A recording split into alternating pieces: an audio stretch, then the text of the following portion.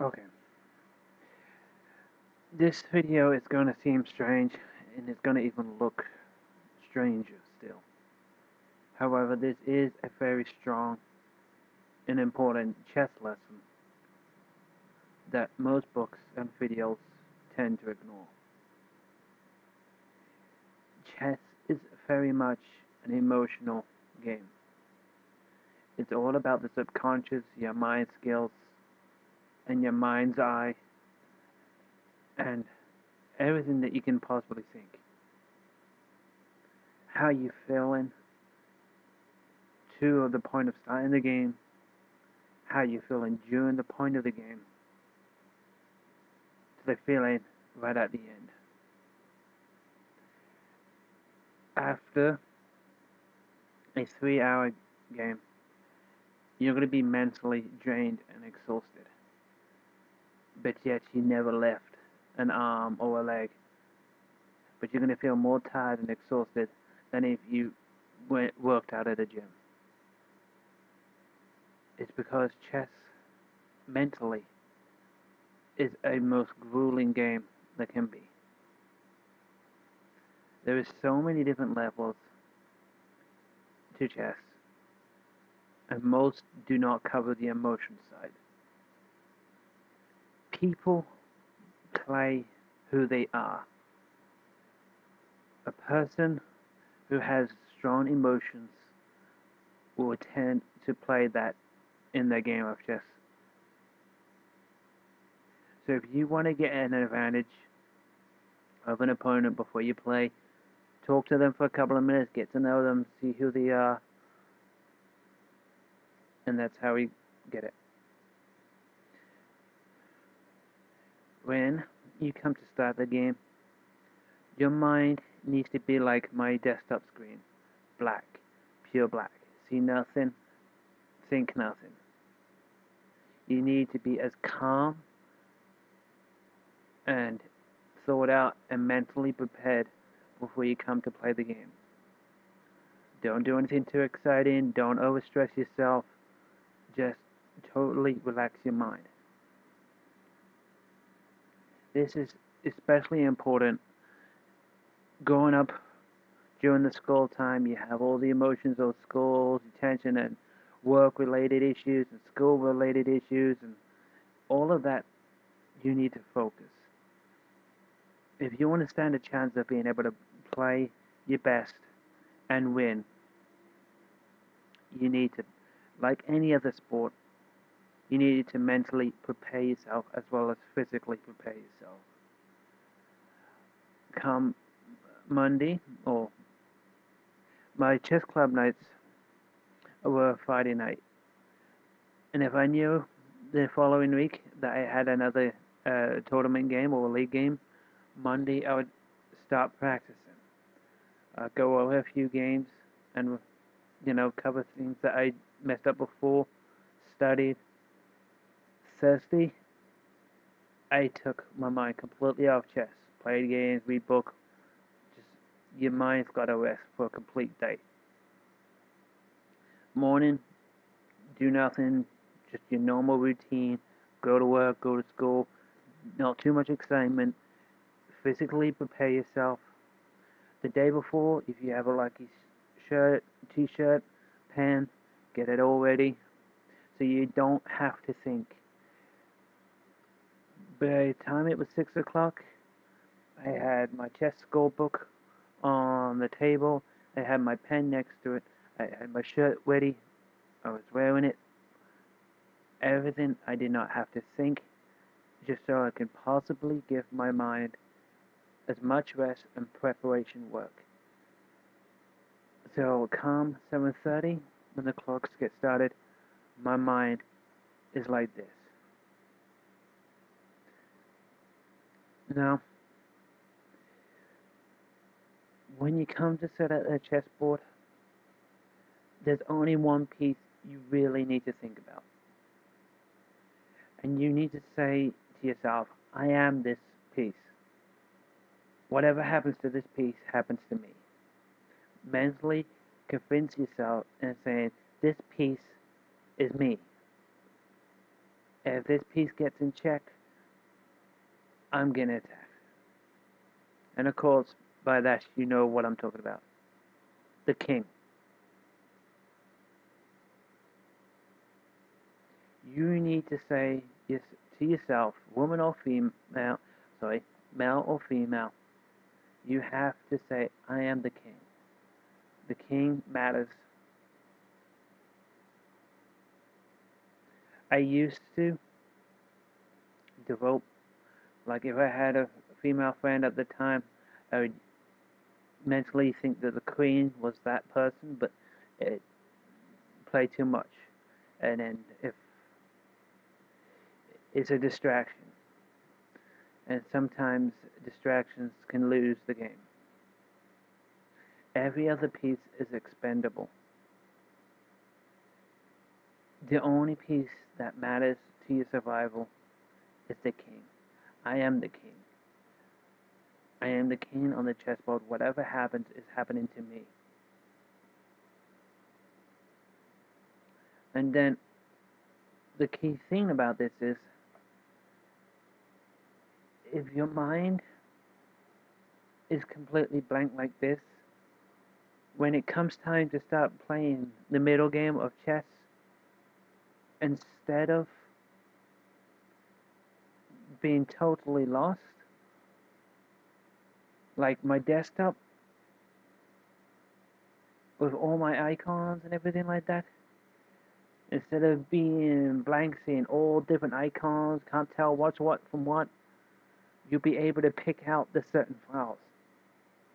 My mind's thinking clearly, and I can point out the PDFs.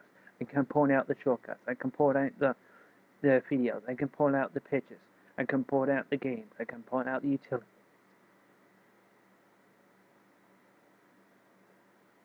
And how that applies to you as the chess is when it comes time for you to make the moves, your mind's going to be rested enough. And you're going to be able to think clearly. If you come into a game all angry and bothered, it's going to affect your gameplay. If you wake up and come to a chessboard first thing, you're not going to be thinking straight. If a guy comes across as angry, they're going to come and play aggressively on the keyboard, on the game. If you meet in a shy person or a young person that's shy, they'll play defensively.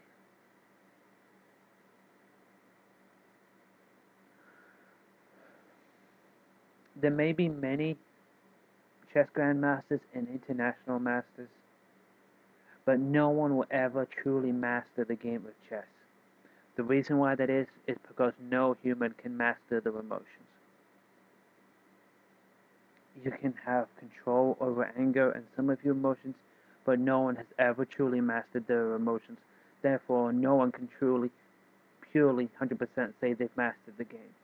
They can master the skills, they can master the end game, they can master the positions, they can master your opponent, they can get an edge, but they will never have the complete control. And it's going to come up against whether your mind is more prepared, if you're more relaxed, more stable, more focused than your opponent. It is an important part of the game.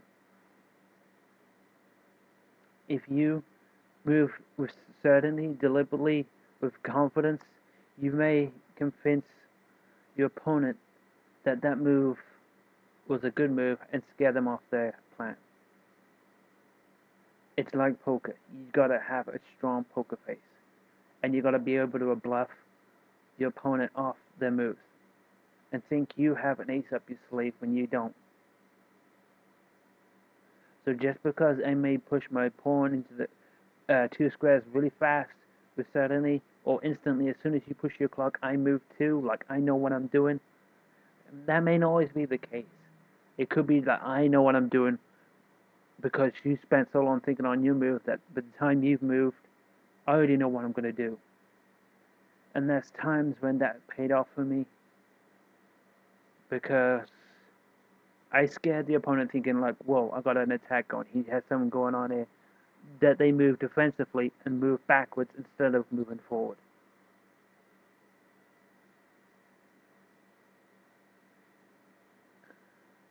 In the art of war,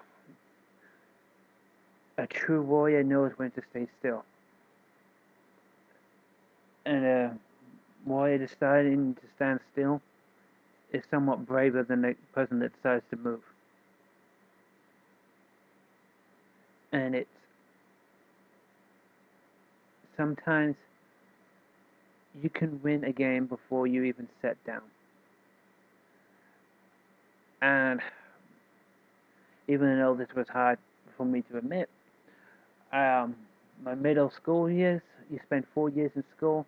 Every single year in a row, for 4 years, I won the chess tournament in my school. On my final year, my friend kept putting off the game. It messed with my head. It's like he kept putting off the game. He put off the pressure, and I was set up. I was ready. I was ready to play. 3 separate times the game was called off and rescheduled. And by the time it came to the 4th time, I was all over the place, and I should have destroyed my opponent, but he beat me because my mind wasn't in the game. So that game was lost before I even sat down at the table. But I got my revenge. So the second game of the year, I fucking beat him. Sorry for the cursing. And I would have had an almost perfect record. But for 4 years in a row, I got the chess league. Minus 1 game. Because I beat myself. And this does also happen in the Grandmaster levels. The whole charade of the Magnus Carlsen going to Russia overpay is trying to mess with the minds of the opponent and everyone else. It's publicity. And of course, the most famous one is Garry Kasparov and the computer Deep Blue. The computer made one move that a computer would not make. Someone like a grandmaster had to have made that move and stopped the computer. And IBM refused to show Garry Kasparov the logs to back up. They claimed it was the computer Deep Blue. Garry said it's them cheating, which I believe too. But he got so involved in his own thoughts that by the last few games of that series, he was a total mess, and the game was lost before he even sat down to the game. Chess is a mental game and an emotional game, as well as it is about skill.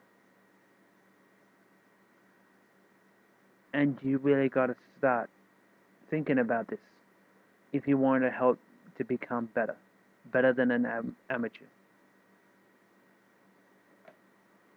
Okay, I realize that this video may seem strange, but it's an important one. Thank you. Have fun.